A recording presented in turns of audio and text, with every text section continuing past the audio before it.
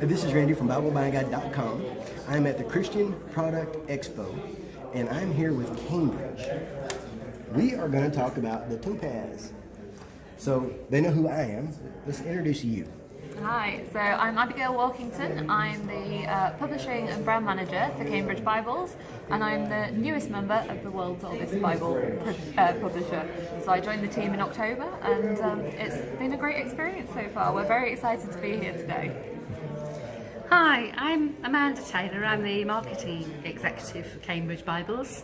Been working for the press for about 20 years now, but delighted to have Abigail in the team. Excellent. So we're talking about something called Topaz. Can you tell us what that means? What is a Topaz? The Topaz is the name that we've chosen for our new Bible edition, which will be a brand new Bible setting. And I'm going to give you a sneak preview of what it will be like.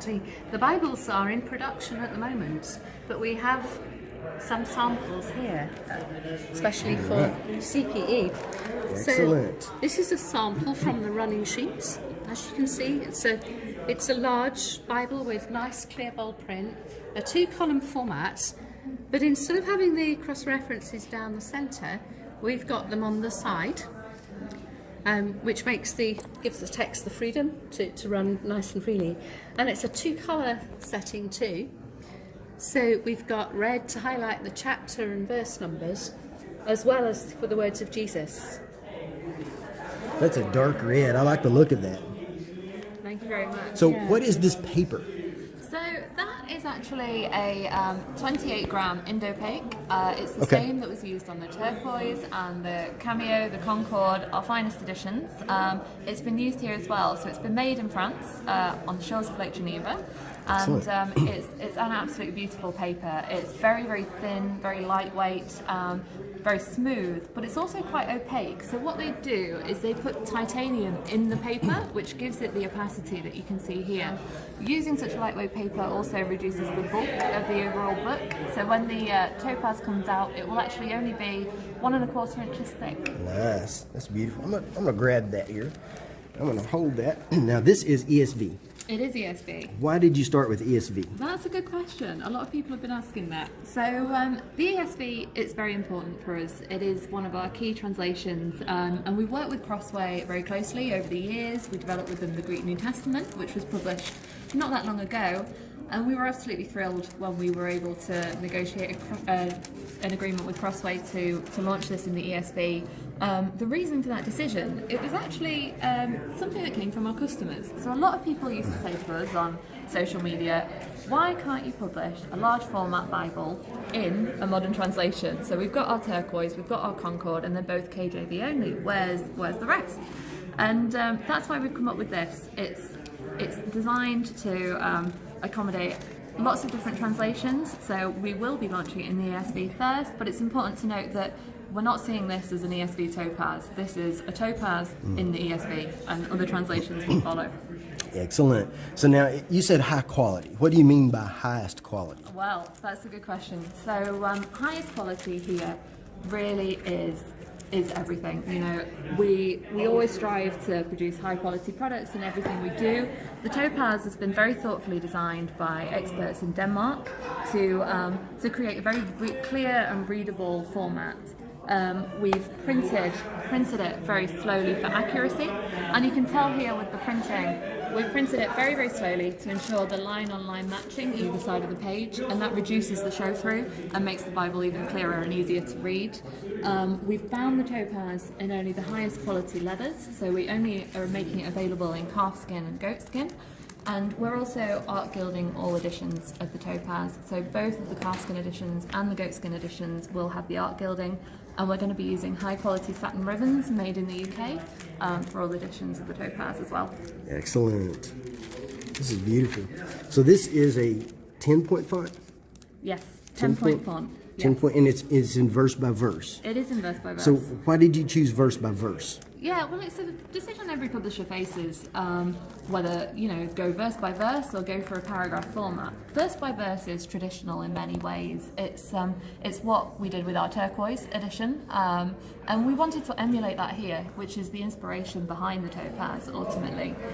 It's also very nice because obviously the verse numbers are picked out in a different colour, so it makes the setting a lot more pleasing to the eye to see those in line, and it makes it easier for preaching as well to navigate the text.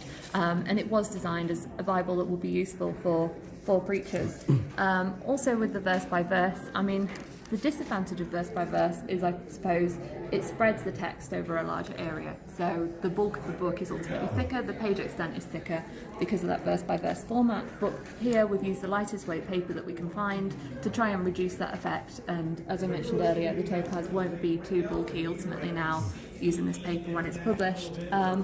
And there aren't many ESVs in a verse by verse format, so we saw a need there which we thought we would fulfill. So that's what happened here.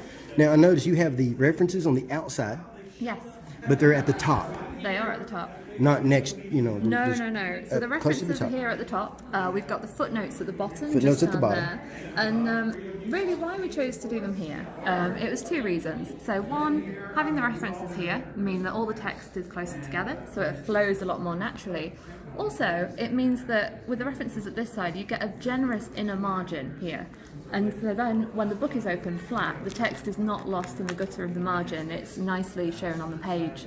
And it also allows a bit of space down here in the margin and adds to the whole idea of a generous page layout. We have got a divide in the references, as you can see here, between the references for the left-hand column and the references for the right-hand column.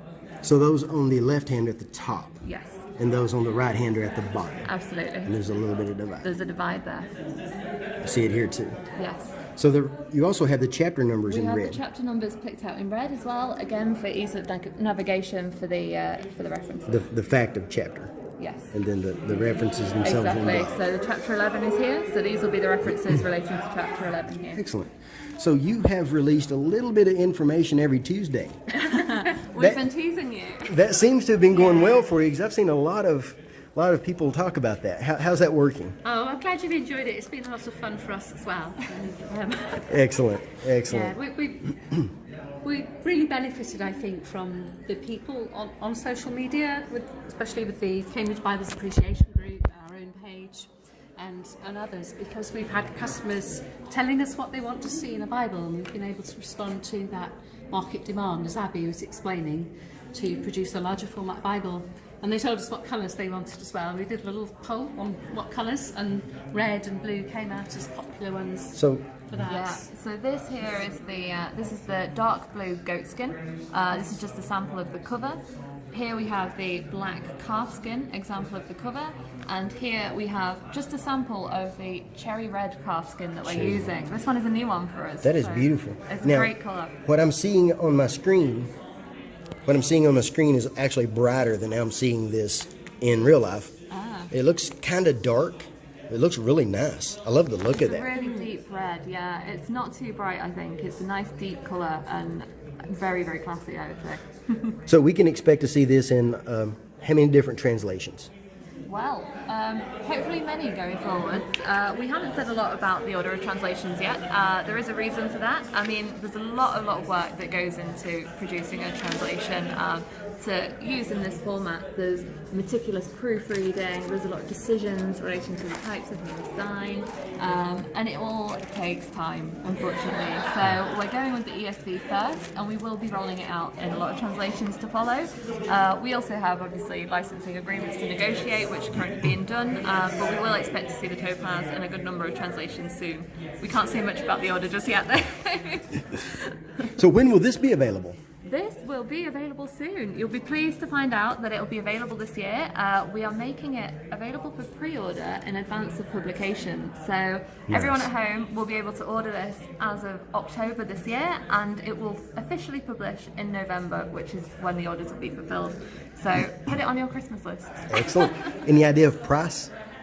It will be of a similar nature to our turquoise and our cameo editions. The prices are in this booklet at the moment. Yeah, broadly similar to what we've done with editions in the past. Reassuringly expensive. Excellent. Oh, look, we have a catalog here. So our readers can get this catalog, right? Absolutely. If they would like to drop an email to bibles@cambridge.org, Okay. we will send one to them. This Excellent. is the 2019 one. We'll be doing Nice. another one for next year, which Nice. will include the topaz. Excellent. So this is about the size of the. This is about turquoise. the size of the turquoise, yes. So approximately 6 by 9 inches dimensions. I've said before about 1 1/4 inches thick, and I'll hold it up here so you can see roughly the size that it will be. Very, very similar to the turquoise. It's going to be a nice Bible, and as you can see on the page, very, very readable. Excellent. Here it is right here. So that is what you will get. Excellent. Well, thank you very much. Is there anything else you'd like to add before we go? I think that's it. And this will be a Topaz Tuesday. This will be a Topaz Tuesday. It's probably also worth mentioning just while we're talking to you. So we've released information about our binding styles. We've got the calf skin and we've got the goat skins. The goat skin editions will be edge lined. You can see that here. What that means is this goat skin leather, which is a natural brain goat skin from Assam in East India. This is turned over a real leather liner, which is right here, and that is what is going to make this edition really, really flexible, as you can see. So that is going to be a nice book. Excellent. Okay, so why is it called Topaz? Well, traditionally, sizes of type and therefore Bible settings have been named after precious stones. And in the Cambridge list alone, we've had diamond, amethyst, ruby, the turquoise, which many of you know about. But we haven't yet had a topaz in the list, so we thought we'd choose topaz for our new edition. And I love having them named after jewels because these gemstones are mentioned in the book of Revelation and other parts of the Bible. Makes sense. And also, creating a Bible in some ways is a little bit like crafting a precious stone, because you start off with something elemental and quite raw, and gradually you refine it and craft it into a beautiful finished product. Excellent. All right, so we'll look forward to the next Topaz Tuesday. Absolutely. Thanks for watching. Thank you very much.